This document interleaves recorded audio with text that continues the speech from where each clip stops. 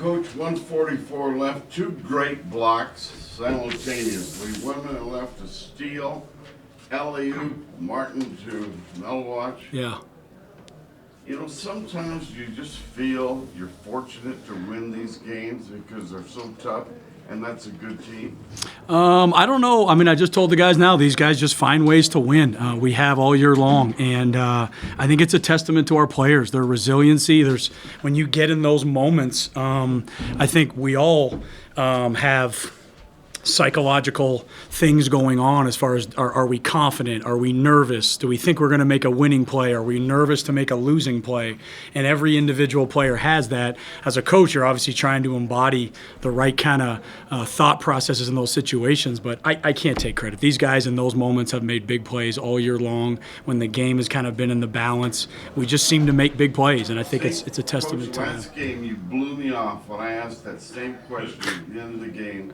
I said, man, you guys refuse to lose. They do. Now you reiterated that to me. Thank you, Henry. The question this week? You know what? I guess I just maybe didn't hear you as well as I should have the last time, Henry. I'm learning too. You know what I mean? We got young players. We got a young coach. We're all trying to learn together, and we need the lessons of Henry T to keep growing and developing.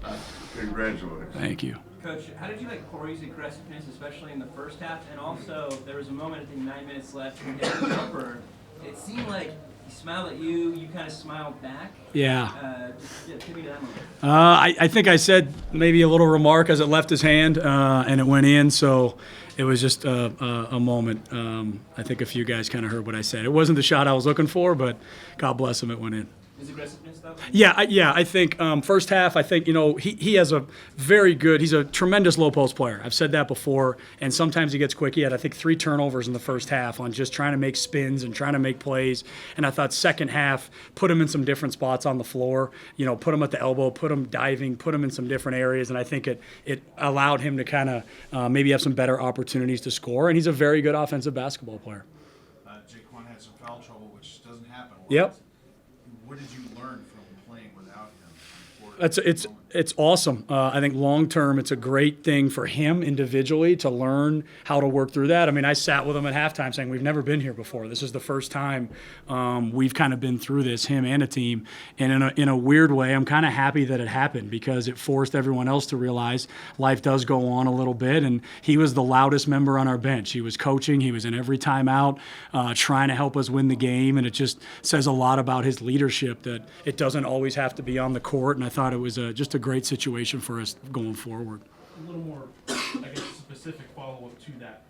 If Jaquan's your point guard, most of the game, well, first of all, initially it looked like Corey was auditioning there, running the fast break, hitting the 3 at the top of the key. So he was trying to audition for it. I don't think he'll be your point guard. But Zane down the stretch, you guys don't win without what Zane was doing running the point. And after maybe some struggles, I know he's never played point guard before, after some struggles, you probably are pretty happy to see the way he closed the game at the point. Yeah, I thought Zane had a stretch there. He called for a timeout. He called for a timeout. He asked for a sub, and the reality was he wasn't getting subbed. So I think we all just pretended not to hear him.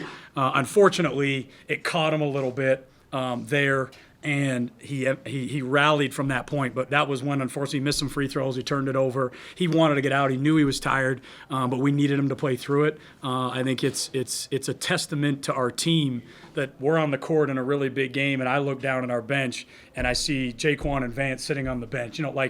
We have great players here, and I know Jaquan obviously gets a lot of amazing attention, and he deserves all of it. Vance has gotten some recently, but there's a lot of other great players on this team too, and I think Zane is one of them. Corey's one of them. These guys are good basketball players. Well, to follow up on Zane, did you or anybody on the team need to see that? Do you feel, and I'll ask him when he gets up, did he need to see that, kind of close out a game like that, just to sort of maybe get a little bit of a shooting slump out of his head and running the point? It's probably a good question for Zane. I think he's learning whether to be a point guard or not be a point guard. We've had a lot of conversations of I know you've never been there, or maybe you don't like it, but there are times we just need you there, And I think he's been a scorer. That's what he's been his whole career. And he's come here and now being asked to do other kinds of things. I think it's new to him. And really, to be honest with you, part of the reason he's in the game now down the stretch is he's just a smart basketball player. He's a great defender. He makes good rotations. He's a terrific defensive rebounder. He's kind of been characterized as a scorer, but if you're talking about our perimeter players, right now he might be just kind of the best overall defender we have, and that's tremendous value that maybe a lot of people don't see. Yeah, to start the game, I mean, great on defense. I mean, down the stretch, definitely. Just overall perspective on defensive play tonight. On our defense. You know what? I thought it was terrific. I thought 3-4 minutes to go. I think we've talked about this before. I think everybody gets into like that prevent defense kind of mode, and you're just trying not to give up something easy, and you lose that aggressiveness of trying to win, and you almost get into a not to lose. And I thought we lost them on some stuff, and they made some baskets down the stretch I'd like to have back. But for 36, 37 minutes, I thought it might have been our best defense since Wisconsin. I thought we were engaged. We gave up a few too many back doors than I would have liked, but overall I thought we executed our defensive game plan perfectly against a very good team. I mean, Air Force just would not go away.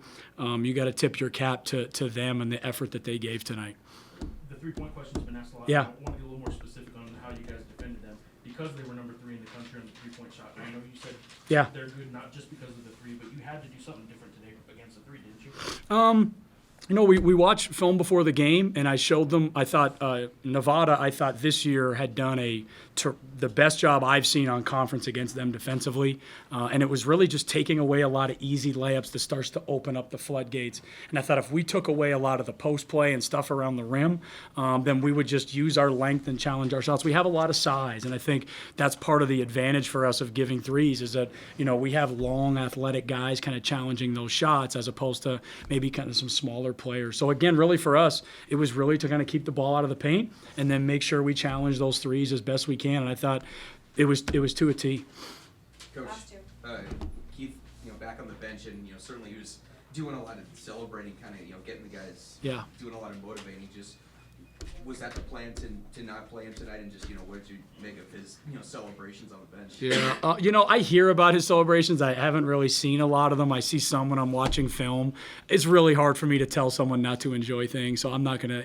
I get it might. Some people might think it's a little excessive or whatever, but the kid's having fun. As far as tonight, that was a punctuality issue. Nothing more than that. Keith's just working on his punctuality still. Carlton didn't score until about 14 minutes Yeah. ago in the game, but almost finished with a double-double. I mean, it's been a gradual process just trying to get him back in the groove. What I see right now, I think even our players will agree. When we started in August and September and October, he was kind of just trying to make it all come together a little bit, and he got into a really good groove, and the reality is he's out of the groove, and we've just got to find a way to get his timing back, make the layups again, not stumble and stuff, and I think he'll get there. He just has to keep his head in a positive frame of mind, and just our team just needs to keep encouraging him and promoting getting him back to where he was previously. We have one more One more quick quick one. one. You guys are 12-0 at home for the only second time in Mountain West history, first time since 2005 Yep. season.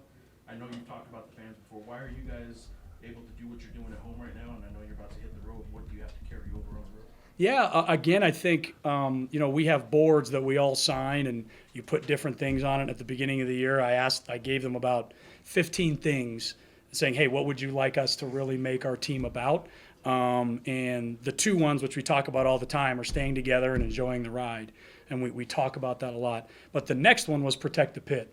And it didn't end up making the cut because that was on everybody's. But a good portion of these guys, I think even they knew going into this season, we really wanted to protect this arena. We really wanted to protect the arena, not only for ourselves, but obviously for our amazing fans. I mean, we are so blessed to play in front of these fans that come out all the time and continue to make global basketball what it is.